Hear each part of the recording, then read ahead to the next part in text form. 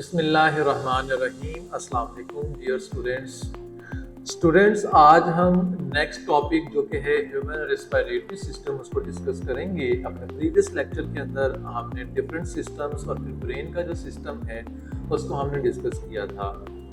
तो human respiratory system में क्या होता है? The human respiratory system is like your bodies breathing team. ये आपकी बॉडी की ब्रीथिंग टीम है। सांस लेने का जो अमल है ना, वो इस सिस्टम के अंदर जो है रोल प्ले अपना करता है।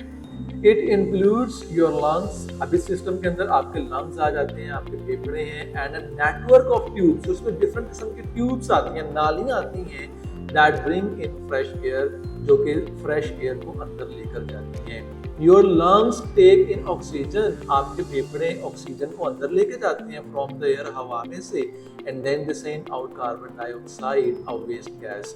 और फिर फेफड़ों में से खास प्रोसेस के जरिए वो ऑक्सीजन जो है वो कन्वर्ट होती है कार्बन डाइऑक्साइड के अंदर, एक वेस्ट गैस है, और फिर उसको हम इन्हीं फेफड़ों के जरिए बाहर खारिज कर देते हैं। It's how your body gets the oxygen in it needs to live and lets go to the stuff it doesn't need। और इसी तरह से हमारी जो बॉडी है वो ऑक्सीजन जो कि हमारे लिए ज़रूरी है उसको अंदर लेके जाती है, और ऐसी गैस, ऐसी चीज़ जिसकी हमें ज़रूरत नहीं है, यानी कार्बन डाइऑक्साइड, उसको हमारी बॉडी से बाहर निकाल देती है। तो यहाँ पर अमेजिंग इंफॉर्मेशन के अंदर लिखा हुआ है कि when you breathe in your chest expands like a balloon. जब आप सांस लेते हैं तो आपकी जो बॉडी है ना वो बलून की तरह ऐसे फैल जाती है। Pulling in air. When you breathe out, जब आप सांस निकालते हैं, खारिज करते हैं, तो योर चेस्ट रिलैक्स, आपकी चेस्ट रिलैक्स हो जाती है, एंड एयर गोज आउट, हवा बाहर खारिज हो जाती है आपके नाक के जरिए। It's like a graceful ballot that happens all day every day. और ये एक बड़ा ही शानदार किस्म का एक रक्स है, एक डांस है। यानी कि आपके जो फेफड़े हैं वो कभी सुकड़ते हैं, कभी फूलते हैं, फिर ऐसे, तो एक जैसा डांस की तरह है जो कि हर रोज होता है और हर दिन होता है और हर वक्त हो रहा होता है। ठीक है, तो इसके सामने आपको एक स्ट्रक्चर नजर आ रहा है ह्यूमन रेस्पिरेटरी सिस्टम। तमाम जो इसमें ट्यूब्स हैं वो भी बताई गई हैं। आपको लंग्स के बारे में बताया गया, आपका हार्ट कहाँ पे होता है। इसको मजीद आगे डिस्कस करते हैं। इसमें पहला जो आता है वो है नेजल कैविटी एंड थ्रोट। आपके नाक की जो कैविटी है वो और आपका गला, अब उसमें हवा कैसे अंदर जाती है वो देखते हैं। Think of your nose as the gatekeeper. आप अपने नाक को जो है ना, अपने नोज को गेट कीपर समझें। ठीक है, जिस तरह गेट कीपर खड़ा होता है वो चीज़ों को अंदर आने दे रहा होता है, चीज़ों को बाहर जाने दे रहा होता है, इस तरह नोज, आपका नाक जो है वो गेट कीपर का काम कर रहा है। When you breathe in, जब आप सांस लेते हैं, air passes through your nostrils, तो हवा आपके नथनों में से, आपके नाक के दो हिस्से आपको नजर आते हैं, इसमें से हवा गुजरती है, and into the nasal cavity, और फिर ये आपके नेजल कैविटी, आपके नाक के ऊपर एक कैविटी टाइप बनी हुई होती है, उसके अंदर चली जाती है। इट्स लाइक द एंट्रेंस, ये एंट्रेंस का काम करती है, where the air gets filtered, और यहाँ पर हवा जो है ना फिल्टर हो जाती है। अल्लाह ताला ने देखें कैसा हमारी बॉडी के अंदर फिल्टर लगाए हुए हैं। हवा के अंदर मुख्तलिफ किस्म की गैसेस होती हैं, मुख्तलिफ किस्म के जो है चीज़ें पाई जाती हैं जो कि हमारी बॉडी के लिए डेंजरस भी हो सकती हैं। तो अल्लाह ताला ने उसके अंदर ऐसे ऐसे फिल्टर लगाए हुए होते हैं कि उसमें से गैस जो चीज़ें हैं वो वहीं पर रुक जाती हैं, और ऑक्सीजन जो है वो फिल्टर होकर हमारी बॉडी के अंदर चली जाती हैं, एंड वार्म्ड अप, और हवा जो है वार्म अप भी हो जाती है। Then it travels down to the throat, फिर ये हवा हमारे गले की जानिब ट्रैवल करती है। A bit like a hallway, ये एक हॉलवे का काम करती है, यानी कि हमारा जो थ्रोट है वो हॉलवे की तरह, एक खुले मैदान की तरह काम करता है। On its way to the lungs, और फिर ये आगे हवा को लंग्स की जानिब जो है वो लेकर जाता है। नेक्स्ट है windpipe. Next the air takes a journey down the windpipe, also called the trachea. Imagine it as a sturdy tube like the main road for air। next journey part आता है ना, the air takes a journey down, हवा अब नीचे एक pipe के जरिए, wind pipe के जरिए नीचे जा रही होती है, जिसको हम उस विंड पाइप को हम ट्रैचिया कहते हैं। तो कहते हैं imagine it is at a sturdy tube, ये भारी भरकम ट्यूब की तरह होती है, like the main road for air, और ये मेन रोड का काम करती है। ये छोटी नाली की सूरत में नहीं होती, बल्कि एक स्टर्डी ट्यूब होती है, एक बड़ी सी नाली होती है, और मेन रोड का काम करती है, हवा इसके जरिए अंदर जा रही होती है। It ensures that the air reaches the lungs safely without any detours, और ये चीज़ की ये यकीन दहानी करती है कि हवा जो है हमारे लंग्स तक बड़े महफूज तरीके से सेफली वहाँ तक पहुँच सके और इसमें कोई भी किसी किस्म की भी रुकावट ना आए।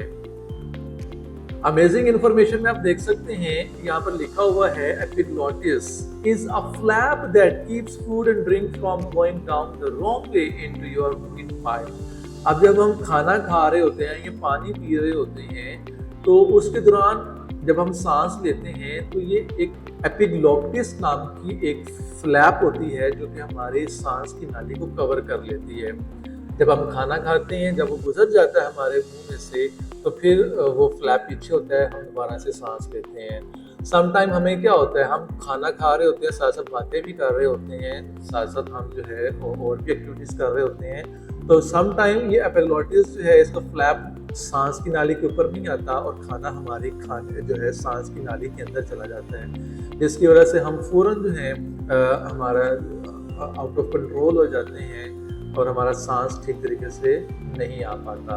तो ये भी अल्लाह ताला ने एक ऐसा निज़ाम बनाया हुआ है कि हम खाने के दौरान जो है सांस भी ले रहे होते हैं, लेकिन ये अपना ऐसे वर्किंग कर रही होती है कि खाने को हमारी नाली में जाने से हमें महफूज रखती है।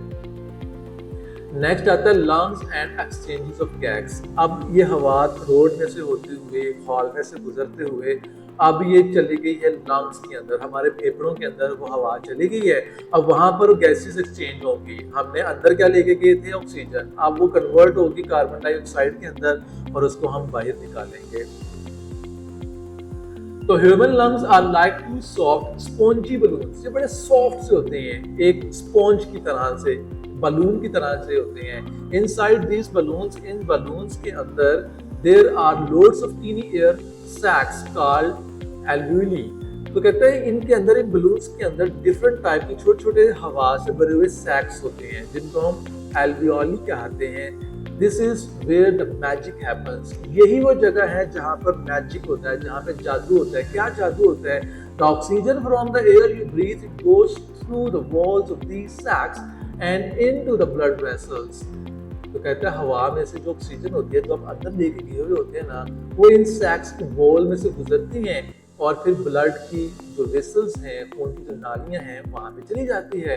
At the same time the waste gas, इसी दौरान क्या होता है, जो एक नकारा किस्म की जो गैस होती है जिसको कार्बन डाइऑक्साइड कहते हैं, leaves the blood and goes into the air sacs, वो ब्लड में से निकलती है और इन्हीं सैक्स के अंदर चली जाती है, इन छोटी छोटी थैलियों के अंदर चली जाती है। It's like a busy exchange point, हम कह सकते हैं बड़ा ही मसरूफ किस्म की शाहरा है, एक बड़ी मसरूफ किस्म की जगह है। Where oxygen and carbon dioxide switch places, यहाँ पे कार्बन डाइऑक्साइड और ऑक्सीजन अपने अपने प्लेसमेंट चेंज कर लेती हैं, कार्बन डाइऑक्साइड ऑक्सीजन में और ऑक्सीजन कार्बन डाइऑक्साइड में कन्वर्ट हो जाती है।